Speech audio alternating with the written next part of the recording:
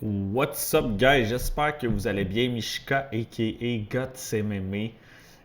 On est back cette fois-ci pour faire le recap de UFC Fight Night OKC. Dricus du Plessis qui affrontait Kamaru Usman. Donc, comme à l'habitude, là, on va faire le recap de la carte au complet. Oui, des fights, des match-ups, mais aussi des paris. Qu'est-ce qui a bien été, qu'est-ce qui a moins bien été. Mais avant de se lancer là-dedans, par contre, cette carte closait ma troisième année de paris tracké. On va dire, je pariais déjà avant ça, mais je faisais n'importe quoi. J'avais pas de data, j'avais pas de données par rapport à ce que je faisais. Donc c'est quand même une grosse étape là. Pour moi. Le recap sort un petit peu plus tard qu'à l'habitude, mais j'avais besoin d'un petit peu plus de temps pour faire de la rétrospection un peu sur tout ça. On termine l'année dans le positif. Honnêtement, j'ai pas l'objectif que je m'étais atteint. Mais c'est pas grave, ça fait partie de la game. Je suis dans le plus, je ne peux qu'être heureux et reconnaissant. Donc, je termine l'année avec un profit de 38,06 unités. Comme je dis, c'est pas l'objectif que j'avais en tête, mais tout de même, j'en suis heureux déjà de pouvoir être rentable dans ce milieu-là. C'est un très très faible pourcentage de gens qui peuvent l'être. Puis d'être rentable dans ce milieu-là sur une troisième année consécutive, sans dit long pour moi.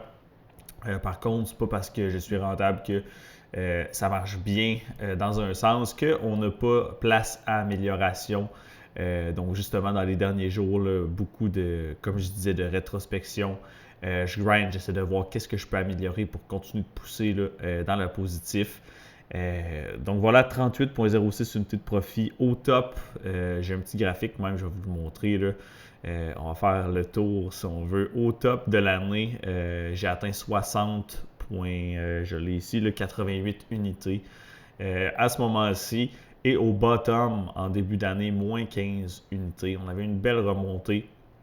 Après ça, par contre, malheureusement, j'ai eu une cold streak, probablement la plus grosse cold streak là, que j'ai eue depuis que je parie. Puis c'est relié, là, je pense que personnellement, je pensais pas que ça avait un impact, mais quand tu regardes avec du recul, ça correspond à une période que j'ai vécu des trucs un petit peu plus tough au point personnel. Puis je pense que euh, inconsciemment, ça l'a affecté un petit peu là, mon travail. Fait que ça à prendre en considération là, pour le futur. Après ça, on a eu une belle petite remontée. Ici, ça allait plutôt bien. Puis la dernière carte, malheureusement, on a eu un petit hic. Je ne vous cacherai pas que ça n'a pas été ma meilleure. Quelques bons bets qui se sont juste pas matérialisés. Puis un ou deux mauvais bets aussi. Anyway, on va en revenir. Fait que ça ressemble à ça pour mon année 2025-2026. J'entame la quatrième. J'essaie d'instaurer des mesures, des démarches pour continuer d'améliorer les résultats. Puis je tenais aussi à vous remercier. Ceux qui écoutent les breakdowns, ceux qui écoutent les recaps, ceux qui suivent la page Instagram, et également les quelques Patreons là, qui sont avec moi, que ce soit juste pour amener un support XY ou pour ceux qui tailent les picks, les bets. Merci du fond du cœur, ça fait une différence pour moi. Je fais tout ça par passion, mais d'avoir un petit plus comme ça, ça me pousse à continuer dans cette direction-là. Donc, un gros merci. Puis d'ailleurs, ceux qui écoutent, n'hésitez pas à liker, suivre ou écrivez-moi si vous avez des questions ou quoi que ce soit. C'est toujours un plaisir là, de voir ces petits gestes-là qui font une différence. Donc, voilà, guys, une page de tournée, on ouvre un nouveau chapitre, puis on vise de nouveaux sommets en 2026-2027. Si on retourne à nos moutons au niveau de la carte, on a DDP versus Kamaru Usman. Le pick, c'était DDP. Je ne m'attendais pas tout à fait à ce que ça se déroule de cette manière-là. Je me doutais que justement la jeunesse, la fougue, l'athlétisme de DDP allait faire une différence. Mais je m'attendais honnêtement à ce que Kamaru Usman soit capable de banker quelques takedowns, surtout en début de combat. Finalement, pas du tout. Vous voyez 0 sur 7 les tentatives.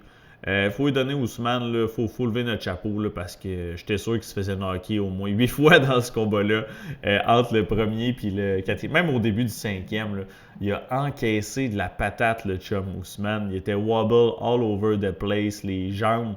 On sait les genoux finis, mais il avait de la misère à se tenir debout par moment. Fait que ça a été quand même une rough night pour lui. Mais même à son âge, puis dans la condition qu'il il a réussi à push through it. Il n'a jamais give up. Puis il a même renversé la vapeur à la toute fin du combat, dans les 2 dernières minutes-ish. Le combat aurait probablement pu être terminé, si vous avez écouté le fight, là, au moment du punch qui a touché l'œil de Kamaru Usman. C'était un punch, c'était pas un doigt dans l'œil, à mon avis. Il s'est viré, il a comme fait stop, puis si ça avait été vraiment vu comme un punch, probablement qu'on aurait eu un TKO dans cette séquence-là. Mais bon, Duplessis qui a poussé au travers. Good job à lui, beau bounce back. Puis on a vu Kamaru Usman, ça reste un top. Là. Oui, il est plus vieux. Il a plus ce qu'il a à offrir comme avant, mais il est pas facile à passer, puis il va pas give up on himself. Au niveau des bets, j'avais un same game parlay, c'était un tout petit poke. Puis c'était Dricus Duplessis to win, over 2.5 rounds. Dricus Duplessis, plus de coups significatifs, on l'a eu. Mais j'avais Ousmane plus de strikes non significatifs, une espèce de corrélation inverse. Là, ça vient toujours booster les odds en malade. Puis pourquoi j'avais ce raisonnement-là, c'est que je croyais justement qu'Ousmane allait avoir quelques takedowns. Puis Ousmane, quand il réussit à avoir du top control, il bank les strikes. C'est pas nécessairement des coups significatifs, là, mais il vient cumuler les petits coups, les genoux au corps, whatever. Pas des coups nécessairement marquants, mais il va en faire plusieurs. Puis de là, la raison pourquoi je croyais que Ousmane allait dépasser peut-être en strike Dricus Duplessis, mais finalement, ça ne s'est pas matérialisé, concrétisé. Il n'a pas réussi à avoir un amené au sol. Donc, ça a été un bet qui n'a pas cash. Le pick était bon, par contre, dans ce cas-ci. Donc, pas nécessairement un mauvais bet. Je considérais ça même plus comme un long shot. Prochain fight, honnêtement, wow. Christian Leroy Duncan. Colin qui a de la misère à finir ses adversaires. Là. Il y a Wobble, Canonier all over the place. Je pense que c'est son fight IQ, honnêtement, là, qui fait dur à Leroy Duncan. J'avais du Leroy Duncan by knockout. C'était pas mal mon play principal là, sur ce combat-là. J'avais aussi dans un parlay piece Duncan to win et plus de coups significatifs. Évidemment, vous voyez, là, 68 à 15, c'est même pas proche les coups significatifs.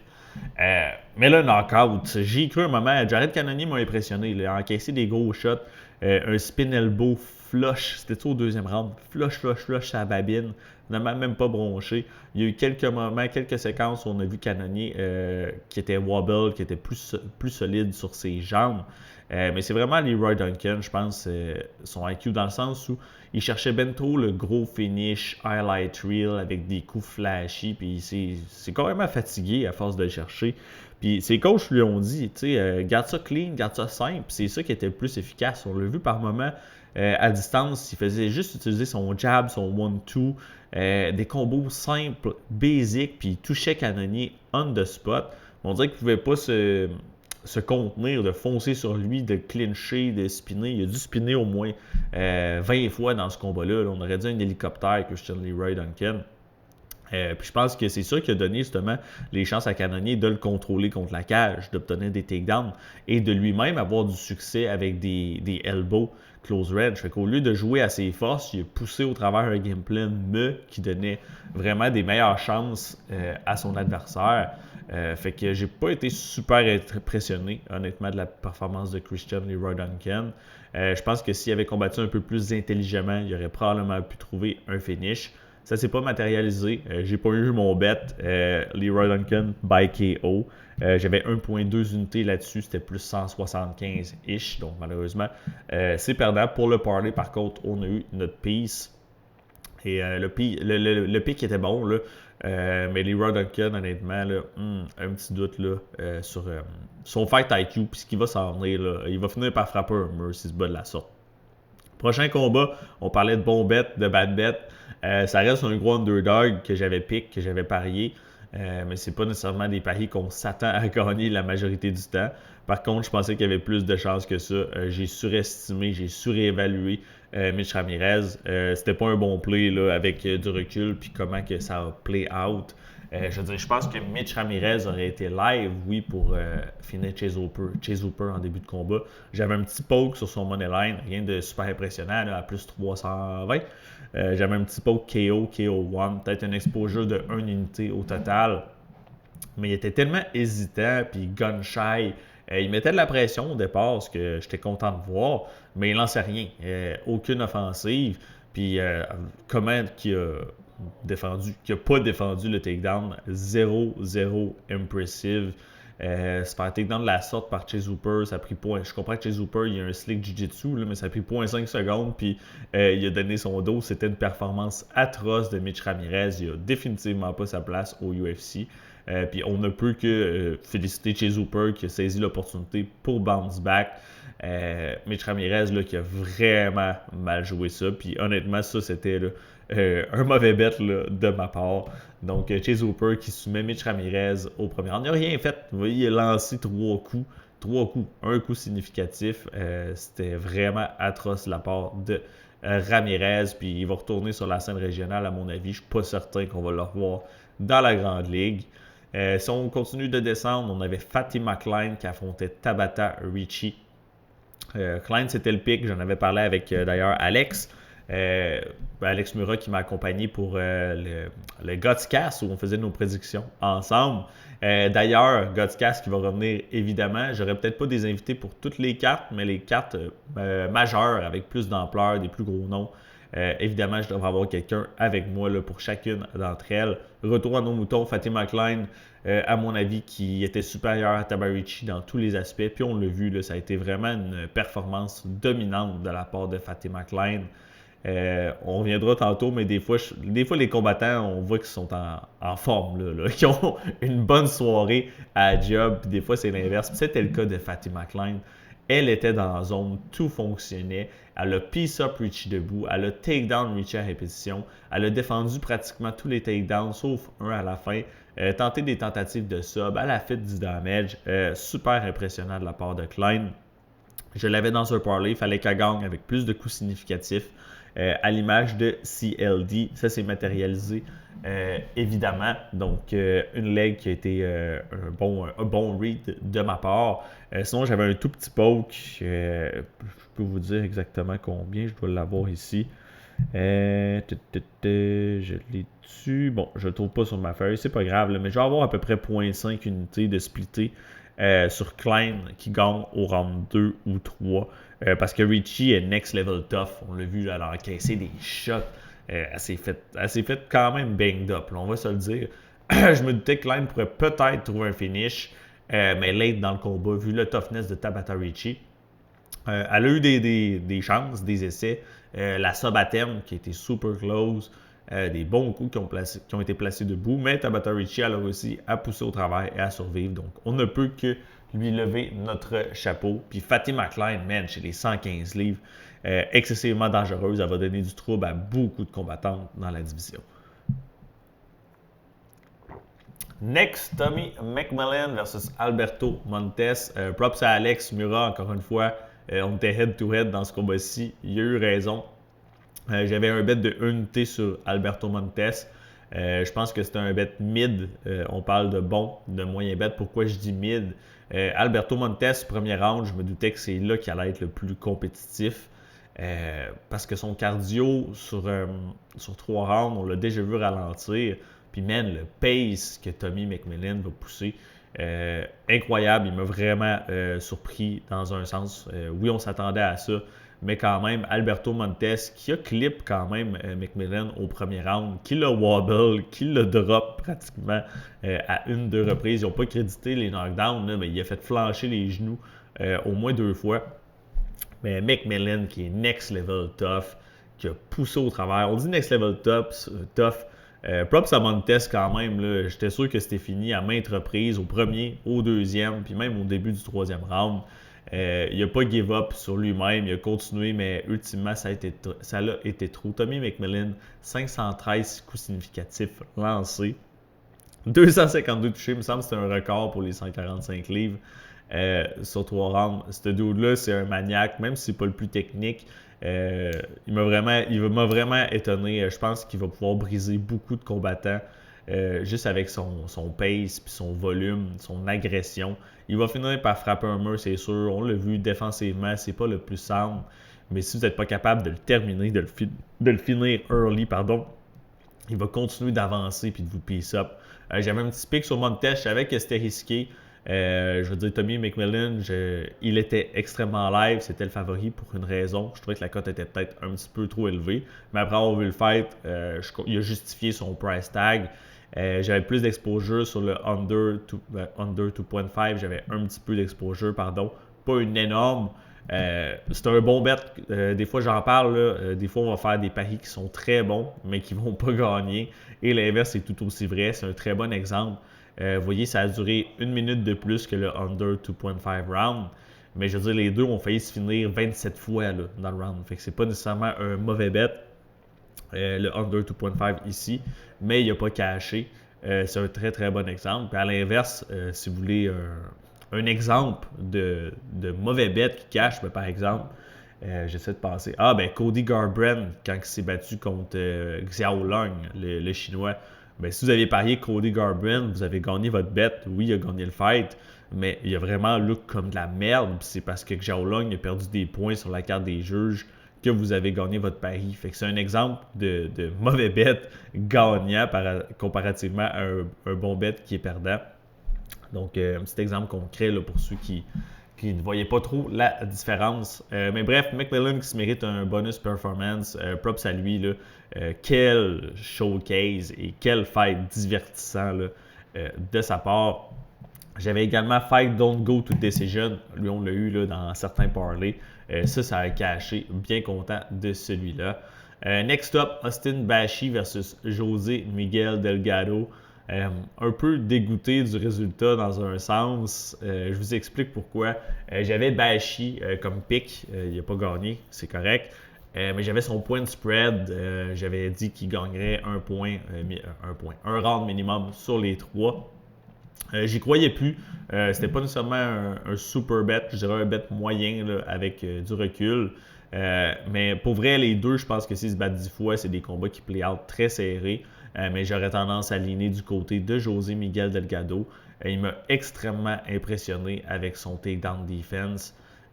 Honnêtement, José Miguel Delgado sur tape, on voit qu'il peut se faire takedown, mais de ce que j'ai pu comprendre et observer, je pense que c'est le genre de dude qui va se faire takedown quand il s'y en attend pas.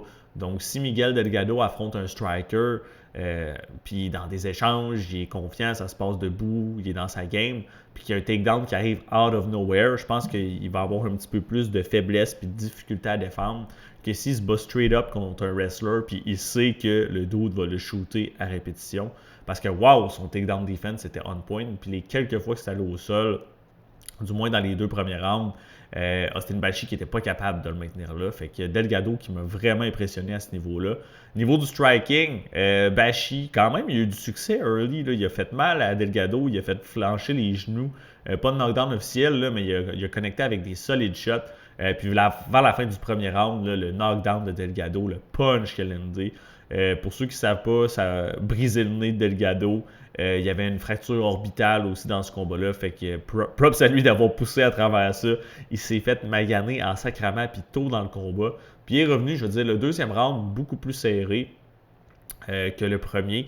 Il y a même du monde qui donnait le deuxième round à Bashi. Est-ce que je suis d'accord? Pas nécessairement.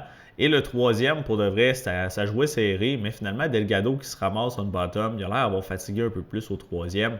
Bashi qui sécurise le top control pour la fin du fight. Puis on a vu justement que Bashi n'était pas capable d'animer le combo au sol, mais une fois on top, position sécurisée, Delgado, il n'y avait pas vraiment de réponse pour lui. J'y donnais vraiment le troisième round. Honnêtement, quand j'ai entendu le 30-27, ça m'a fait perdre mon pari. J'étais dégoûté. Puis je suis allé rechercher un petit peu. J'étais comme, man, 30-27 pour Delgado. 29-28, je trouve ça très fair. Mais le 30-27, le dernier round, je l'ai donné à Bashi. Puis la juge, Sarah Hotman. J'étais là, who the fuck is Sarah Hotman? J'ai jamais entendu ça. Je creuse un peu. Turns out que Sarah Hotman, c'est une juge. C'était la première fois de sa vie, de ce que j'ai compris, qu'elle jugeait un combat au UFC. Fait que j'ai perdu mon bet à cause d'une d'une juge amateur qui jugeait son premier fight UFC. Celle-là, elle a été crève-cœur.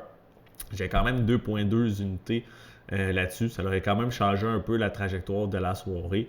Puis j'ai envie de faire une petite recherche là, Delgado Bashi Media Scorecards pour vous montrer là, à quel point c'est quand même n'importe quoi. Là.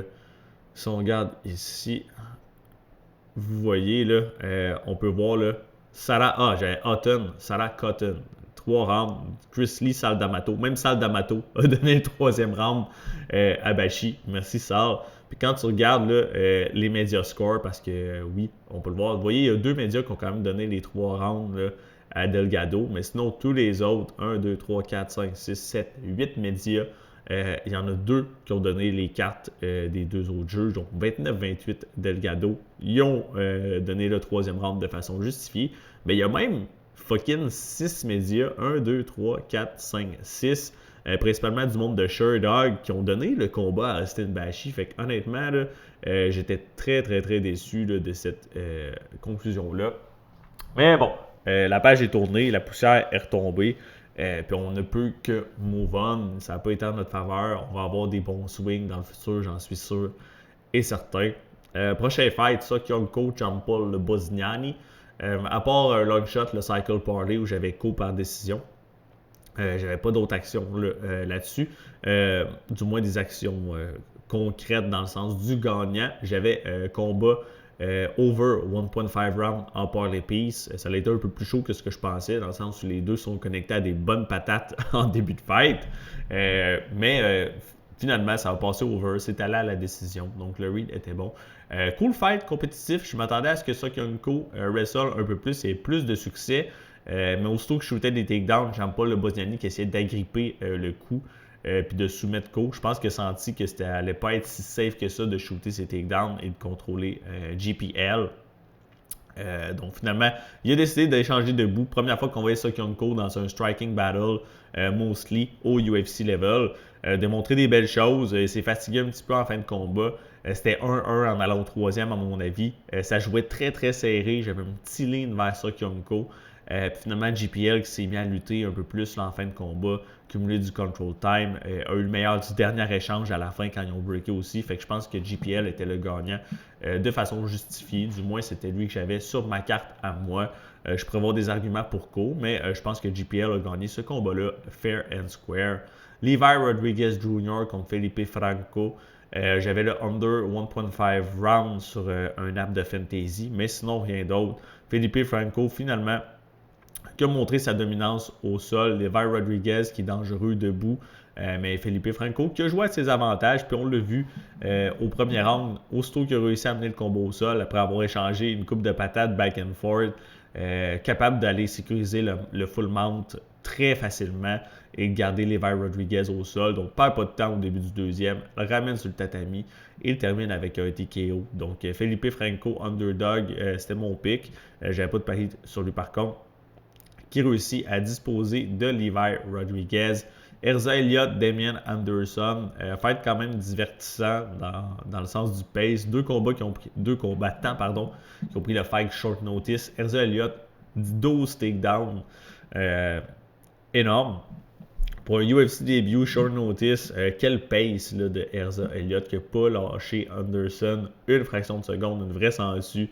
11 minutes de control. Les commentateurs qui l'ont comparé à Merab, dans un sens, je peux comprendre. Le dude des Relentless. 3 subs à tempo aussi, pas qu'il n'a pas essayé. Damian Anderson qui a un très bon jiu-jitsu et qui a réussi à sortir des positions fâcheuses. Mais quand même, là, props à eux autres pour leur fight. C'était très divertissant à mon avis. Next up, Arden Correa, Stewart Nicol. Cela déçu, j'avais Arden Correa by finish dans un parlay. Puis sur les apps de fantasy, man, il n'a pas réussi à finir Stewart Nicol. Il a même give up un round sur la carte des juges. Je parlais de bonnes soirées au bureau puis de moins bonnes. Je pense qu'Alden Correa n'était peut-être pas dans sa forme physique optimale. Il avait l'air un petit peu flat comparativement à d'autres performances qu'il a faites contre des adversaires de plus haut niveau. Il avait l'air hésitant. Je comprends pas pourquoi il n'a pas kické plus, honnêtement. Il backait Stewart Nicol contre la cage, puis Nicol faisait des gros mouvements de tête super exagérés, ce qui rendait la boxe de Correa un petit peu plus difficile. Mais c'est arrivé à 2 reprises qu'il balance des head kicks bien timés dans les mouvements de tête de Nicol, puis c'est des shots qui ont eu beaucoup d'impact, puis qui ont semblé affecter Stewart. Fait que je comprends pas pourquoi il n'a pas poussé un peu plus cette stratégie-là, qu'il n'a pas utilisé ses kicks davantage. Nicol qui a eu du succès avec les amener au sol, il a réussi à accumuler du control time également. Correa qui a passé proche de le soumettre à quelques reprises, j'y ai cru honnêtement, c'est arrivé 1 à 2 fois, je pensais qu'il l'endormait. Finalement, Nicol Colin qui a réussi à survivre et à faire des bonnes choses pour pas se faire endormir comparativement à son UFC début. Je pense tout de même que Nicole va se faire cut, à moins qu'il le garde pour redonner en chair à pâté à un autre prospect. Mais Aldon Correa qui réussit pas à le finir, là, pour moi, c'était quand même questionnable, on va dire. Favori à moins 1100, skill set supérieur partout. Réussit pas à terminer Stewart Nicole. Très dommage, là, ça a été un setback là, pour ma part aussi. Pas nécessairement un mauvais bet, il y a eu des occasions. Mais je pense qu'Aldon Correa, justement, ça n'a pas été là, sa meilleure soirée au bureau. Malgré tout, reste un prospect super talentueux. R.G. Harris, Alvin Hines. J'avais Hines en pick, mais j'avais aucune action là-dessus. Man qui look bad. On a vu que les stéroïdes, c'était ça qui le rendait next level tough. Je veux dire, il a encaissé combien de dizaines, quasiment une centaine de coups de Jonathan Dennis flush sans jamais être ébranlé.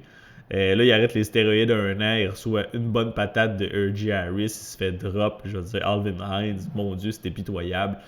Props à Harris pour son début au UFC victorieux. Je pense pas que c'est un fighter super high level by any means, mais écoutez, ça a été sa soirée. Puis il a montré que Alvin Hines off stéroïdes, ça vaut pas grand chose. Je m'attends pas, j'ai pas des grosses attentes là, envers lui, on va se le dire. Et le dernier fight, Dion Barboza versus Anna Meliciano. Ça a été le bet le plus facile de la carte pour ma part. No-brainer, Dion Barboza by sub, Dion Barboza sub round 1. C'était mes paris, mes prédictions. On les a cachés. Ça a été un super bon début de carte. Anna Meliciano qui arrive de se faire sub au premier round à tough contre un adversaire qui a un jiu-jitsu inférieur à Barboza, à mon avis. Combat short notice. Barboza plus d'expérience, background de judo, très bonne lutte, très bon top control. Finalement, réussi à sécuriser le dos, standing à la toute fin, puis trouve la soumission. Donc, ça a été, comme je dis, un bon début de soirée, mais après ça, ça s'est corsé, malheureusement. Perte de 6,5 unités, c'est quand même une grosse drop là, de mon côté. Mon objectif pour la dernière carte de l'année, c'était de monter à 50 unités. J'avais besoin de plus 6 pour l'avoir. Finalement, ça a été un moins 6. On termine à 38.